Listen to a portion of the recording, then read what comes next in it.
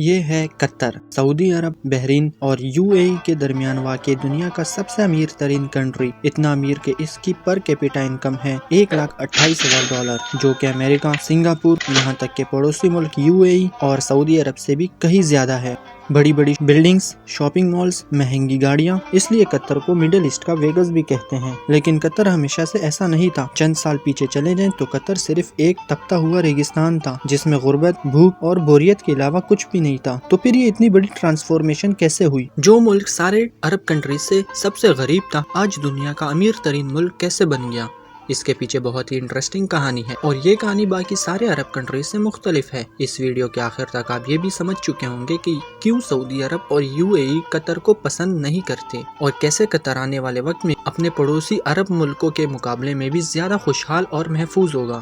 یہ کہانی شروع ہوتی ہے 1916 میں، جب قطر کے پریزیڈنٹ عبداللہ الثانی نے برٹش کے ساتھ ایک ٹریٹی سائن کی، جس کے مطابق برٹن نے قطر کو کسی بھی زمینی یا سمندری حملے کی صورت میں قطر کو ڈیفینڈ کرنا ہوگا، اور قطر بدلے میں اگلے 25 سال تک برٹش کالونی کا حصہ رہے گا، اور یہاں سے نکلنے والے ہر نیچرل ریسورسز میں برٹن کا بھی شیئر ہوگا۔ 1940 میں قطر میں سب سے پہلی آئل فیلڈ ڈسکور ہوئی۔ 1960 تک قطر میں تیل کی کھوج اور اس سے زمین سے نکالنے کا کام عروج پر تھا، اور قطر کے حالات آہستہ آہستہ بدلنے شروع ہو چکے تھے، مگر ابھی بھی کوئی زیادہ تبدیلی نہیں آئی تھی۔ لیکن پھر 1970 میں شیل آئل کمپنی نے اس ملک کا سب سے بڑا خزانہ دریافت کر لیا۔ نارتھ فیلڈ دنیا کی سب سے بڑی نیچرل گیس فیلڈ، لیکن اس زمانے میں گیس کوئی بہت زیادہ پروفیٹیبل نہیں تھی۔ اس کی وجہ یہ تھی کہ گیس کو صرف پائپ لائن کے ذریعے ہی کسی دوسری جگہ لے جایا جا سکتا تھا، اور قطر گیس استعمال کرنے والے ملکوں سے اتنا دور تھا کہ وہاں تک پائپ لائن پہنچانا تقریباً ناممکن تھا۔ اسی وجہ سے شیل کمپنی بھی یہ گیس فیلڈ ڈسکور کر کے بھول گئی، اور یہ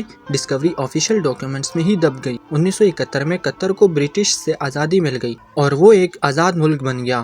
آزادی ملنے کے باوجود اگلے 25 سالوں میں بھی قطر کے حالات کوئی خاص نہیں بدلے، اور پھر آیا 1995، جب کراؤن پرنس حماد بن خلیفہ الثانی نے بغاوت کر کے اپنے ہی باپ کی حکومت کا تختہ الٹ دیا اور قطر کا پریزیڈنٹ بن گیا۔ نئے پریزیڈنٹ کا ایک ہی فوکس تھا، اور وہ تھا گیس۔ حماد بن خلیفہ یہ جانتا تھا کہ قطر کی تقدیر صرف گیس ہی بدل سکتی ہے، اسی لیے اس نے ایک بہت ہی ریئر ٹیکنالوجی گیس لیکویفیشن میں انویسٹ کیا۔ لیکویفیشن ایک ایسی ٹیکنالوجی ہے جس میں گیس کو لیکوڈ فارم میں تبدیل کیا جاتا ہے تاکہ اسے آئل کی طرح شپس میں دوسرے کنٹریز تک پہنچایا جا سکے۔ اس سارے پروسیس میں گیس کو -161 ڈگری میں ٹھنڈا رکھنا پڑتا ہے۔ اسی پروسیس پہ قطر نے ساری انویسٹمنٹ کر دی، اور آج وہ LNG کا بڑا ایکسپورٹر ہے۔ قطر سے گیس امپورٹ کرنے والے کنٹریز میں Japan, India, south Korea, China اور اسپین شامل ہے۔ بلینز آف ڈالرز قطر میں آنا شروع ہو گئے، لیکن قطر کی تقدیر بدلنے کی ایکویشن میں تو یہ چھوٹا سا حصہ تھا، کیونکہ نیچرل ریسورسز تو بہت سے ملکوں کے پاس ہوتے ہیں، انہیں ایکسپلوئٹ بھی بہت سے ملک کر لیتے ہیں، لیکن اصل مسئلہ آتا ہے ان ریسورسز سے آنے والے پیسے کو صحیح استعمال کرنے کا، ورنہ وینزویلا اور انگولا کا انجام ہمارے سامنے ہے۔ یہی وہ جگہ ہے جہاں قطر باقی تمام کنٹریز پر بازی لے گیا۔ قطر نے 2005 میں قطری انویسٹمنٹ اتھارٹی کے نام سے ایک کمپنی بنائی، جس کا مقصد تھا تیل اور گیس سے آنے والے پیسے کو پوری دنیا میں انویسٹ کرنا، اور اسی لیے آج دنیا کے ہر بڑے ملک اور ہر بڑی کمپنی میں آپ کو قطری انویسٹمنٹس نظر آئیں گی، چاہے وہ لندن کے بڑے ہوٹلز، آفیسز اور اپارٹمنٹس بلڈنگز ہوں، امریکہ کے بڑے بڑے آفیسز ہوں، یا پھر ملٹی نیشنلز جیسے کہ Volkswagen, Barclays bank, Shell, Tiffany and Co, یا پھر روز نیفٹ، رشیا کی سب سے بڑی آئل کمپنی۔ ان تمام کنٹریز اور کمپنیز میں قطر کی ہیوی انویسٹمنٹس ہیں، لیکن یہ بھی قطر کی ٹوٹل انویسٹمنٹس کا ایک چھوٹا سا حصہ ہے۔ اس کے علاوہ قطر billions of dollars roads, airports, research centre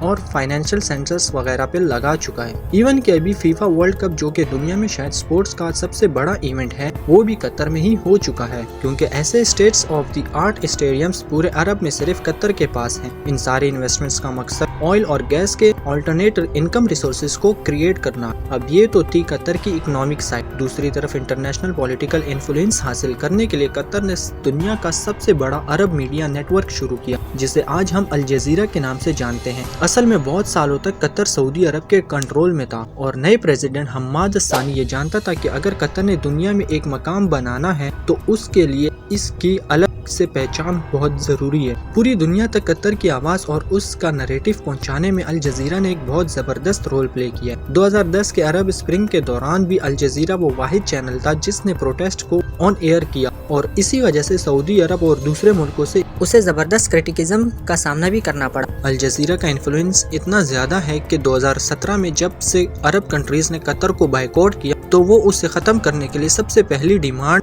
رکھی گئی تھی، وہ تھی الجزیرہ کو بین کرنا۔ سعودی عرب اور UAE میں تو الجزیرہ 2017 سے اب تک بین ہی ہے۔ قطر کا بائیکاٹ ایک مکمل فیلئر تھا اور اس کی سب سے پہلی وجہ تو یہ تھی کہ سعودی عرب کو اس بائیکاٹ میں سارے عرب کنٹریز کی سپورٹ حاصل نہیں تھی، ایون کویت اور عمان بھی اس بائیکاٹ کا حصہ نہیں بنے۔ دوسرا، قطر کے ایران اور ترکی سے بھی بہت اچھے تعلقات ہیں، جس کی وجہ سے وہ کہ سعودی عرب اور UAE قطر سے کافی ناراض ہے، مگر انٹرنیشنل سارے کنٹریز قطر کو ایک نیوٹرل اسٹیٹ سمجھتے ہیں اور اسی لیے پوری دنیا میں سوائے 6 ملکوں کے کسی نے بھی اس بائیکاٹ کو سپورٹ نہیں کیا۔ قطر کو گیس کی وجہ سے ایک اور فیوچر ایڈوانٹیج بھی ملا ہے۔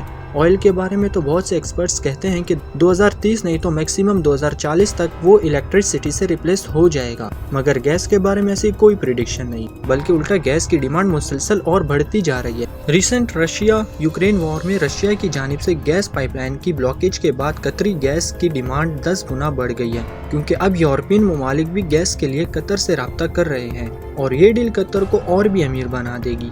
2022 میں قطر کی انرجی ایکسپورٹس پہلے ہی $100 بلین کراس کر چکی ہے، تو کل کو جب باقی عرب کنٹریز تیل ریپلیس ہونے سے پریشان ہوں گے، وہی قطر کو اس چینج سے کوئی خاص فرق نہیں پڑے گا۔ ہاں، قطر میں سب کچھ اچھا بھی نہیں ہے، ریسنٹلی وہاں پر لیبر کلاس کنڈیشنز کو کافی سوال بھی اٹھائے گئے ہیں، لیکن اسٹل قطر باقی عرب ملکوں کے مقابلے میں کافی اوپن اسٹیٹ ہے، جہاں میڈیا کی آزادی ہے، اکنامک کنڈیشن بہتر ہے اور فیوچر پلاننگ بھی ہوتی ہے۔ آخر میں ہم آتے ہیں اس خطے کی طرف جو شاید نیچرل ریسورسز سے مالا مال ہے، مگر پولیٹیکل ڈیفرنسز، کرپشن اور مذہبی دوریوں کی وجہ سے اس وقت غربت، بھوک اور بد امنی کا شکار ہے۔ قطر کی آبادی کا 60% ساؤتھ ایشینز ہے۔ انڈینز، پاکستانی، بنگلہ دیشی اور نیپالی قطری پاپولیشن کا سب سے بڑا گروپ ہے۔ اپنے ملک اور پیاروں سے ہزاروں میل دور دن رات محنت کرتے یہ لوگ ہر وقت خواب دیکھتے ہیں کہ کب ان کے کنٹریز اتنے خوشحال ہوں گے کہ انہیں 7 سمندر پار اس جلا دینے والی گرمی سے نجات ملے۔ ہر وقت سوشل میڈیا پہ لڑنے والے یہ لوگ باہر کے ملکوں میں بالکل مل جل کر رہتے ہیں، دکھ بانٹتے ہیں اور مل جل کر رہتے ہیں، لیکن جیسے ہی یہ واپس اپنے ملک آتے ہیں تو وہی پرانے پولیٹیکل ایجنڈے سے متاثر ہو کر ایک دوسرے کو برا سمجھنے لگتے ہیں۔